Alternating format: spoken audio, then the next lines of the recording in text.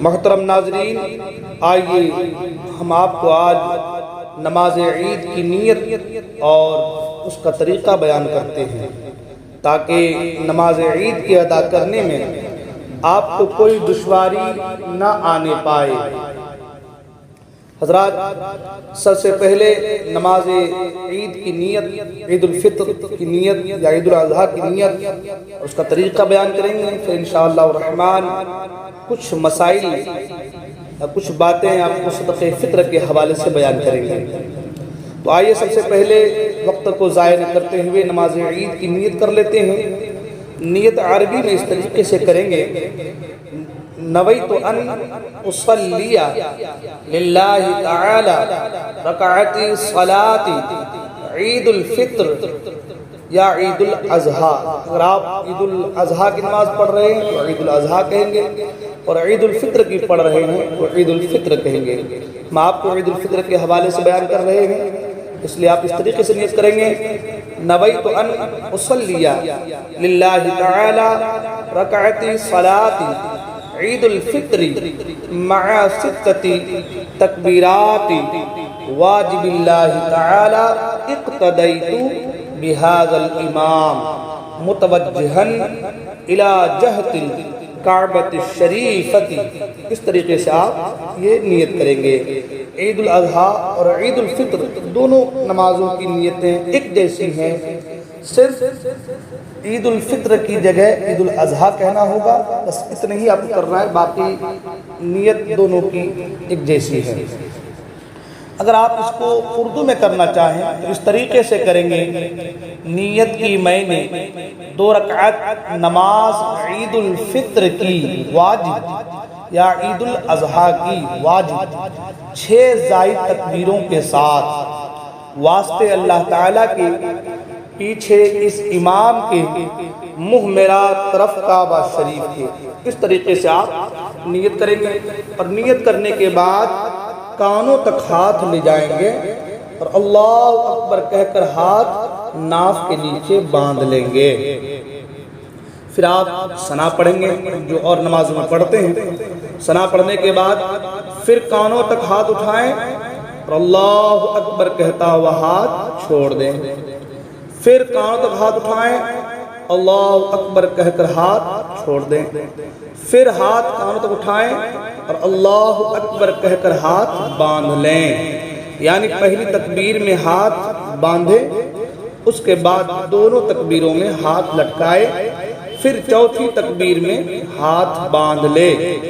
اس کو یوں یاد رکھیں کہ جہاں تکبیر کے بعد کچھ پڑھنا ہے وہاں ہاتھ باندھ لیے جائیں، اور جہاں پڑھنا نہیں ہے وہاں ہاتھ چھوڑ دیے جائیں۔ پھر امام اعوذ باللہ اور بسم اللہ آہستہ پڑھیں، آہستہ پڑھ کر جہر کے ساتھ الحمد اور سورت پڑھے، پھر رکوع کرے، اور دوسری رکعت میں پہلے الحمد و سورت پڑھے، پھر 3 بار کان تک ہاتھ لے جا کر اللہ اکبر کہے اور ہاتھ نہ باندھے، ٹھیک ہے؟ اور چوتھی بار بغیر ہاتھ اٹھائے اللہ اکبر کہتا ہوا رکوع میں جائے، ٹھیک ہے؟ اس سے معلوم یہ ہوا کہ عیدین میں زائد تکبیریں 6 ہیں۔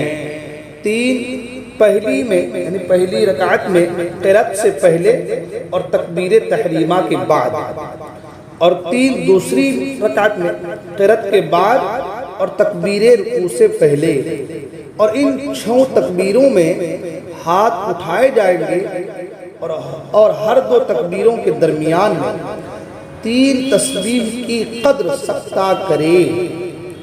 اور عیدین میں مستحب یہ ہے کہ پہلی رکعت میں سورہ جمعہ اور دوسری میں سورہ منافقون پڑھے، یا پہلی میں سبح اسم یعنی سورہ اعلیٰ اور دوسری میں حل اتاک یعنی سورہ غاشیہ، اس کو تلاوت کرے، یہ مستحب ہے، ٹھیک ہے؟ تو یہ نماز عیدین کی نیت اور اس کا طریقہ میں نے آپ کے سامنے رکھا۔ اگر آپ صحیح معنوں میں اس پہ عمل کریں گے تو انشاءاللہ الرحمن آپ کی نماز درست ہو جائے گی۔ ساتھ ہی ساتھ صدقہ فطر کے حوالے سے بھی کچھ باتیں میں عرض کرتا چلوں۔ جیسا کہ میں نے آپ سے کہا تھا، صحیح بخاری و صحیح مسلم میں حضرت عبداللہ ابن عمر رضی اللہ تعالی عنہ سے مروی کہ رسول اللہ صلی اللہ تعالی علیہ وسلم نے زکوٰۃ فطر 1 صاع خرما یا جو غلام و آزاد، مرد و عورت، چھوٹے اور بڑے مسلمانوں پر مقرر کی، اور یہ حکم فرمایا کہ نماز کو جانے سے پیشتر یعنی پہلے ادا کر دیں۔ ابو داؤد و نسائی کی روایت میں ہے، حضرت عبداللہ ابن عباس رضی اللہ تعالیٰ عنہ نے آخر رمضان میں فرمایا اپنے روزے کا صدقہ ادا کرو۔ اس صدقہ کو رسول اللہ صلی اللہ علیہ وسلم نے مقرر فرمایا 1 صاع خرما یا جو یا نصف صاع گیہوں۔ اسی طریقے سے حضور اکرم صلی اللہ علیہ وسلم نے ایک شخص کو بھیجا کہ مکہ کے کوچوں میں اعلان کر دے کہ صدقہ فطر واجب ہے۔ دیلمی و خطیب ابن عساکر انس رضی اللہ عنہ سے راوی کہ حضور اکرم صلی اللہ علیہ وسلم نے فرمایا بندہ کا روزہ آسمان و زمین کے درمیان معلق رہتا ہے جب تک کہ صدقہ فطر ادا نہ کرے۔ صدقہ فطر واجب ہے، عمر بھر میں اس کا وقت ہے، عمر بھر میں اس کا وقت ہے، یعنی اگر ادا نہ کیا ہو تو اب ادا کر دے، ادا نہ کرنے سے ساقط نہ ہوگا، نہ اب ادا کرنا قضا ہے بلکہ اب بھی ادا ہی ہے، اگرچہ مسنون قبل نماز عید ادا کرنا ہے۔ صدقہ فطر جو ہے وہ شخص پر واجب ہے، مال پر نہیں، لہذا مر گیا اس کے مال سے ادا نہیں کیا جائے گا۔ ہاں اگر ورثہ بطور احسان اپنی طرف سے ادا کریں تو ہو سکتا ہے، کچھ ان پر جبر نہیں، اور اگر وصیت کر گیا ہے تو تہائی مال سے ضرور ادا کیا جائے گا اگرچہ ورثہ اجازت نہ دیں۔ عید کے دن صبح صادق طلوع ہوتے ہی صدقہ فطر واجب ہوتا ہے۔ حضرات، صدقہ فطر ہر مسلمان آزاد مالک نصاب پر جس کی نصاب حاجت اصلیہ سے فارغ ہو واجب ہے۔ اس میں عاقل، بالغ اور مال نامی ہونے کی شرط نہیں۔ نابالغ یا مجنون اگر مالک نصاب ہیں ان پر صدقہ فطر واجب ہے، ان کا ولی ان کے مال سے ادا کرے۔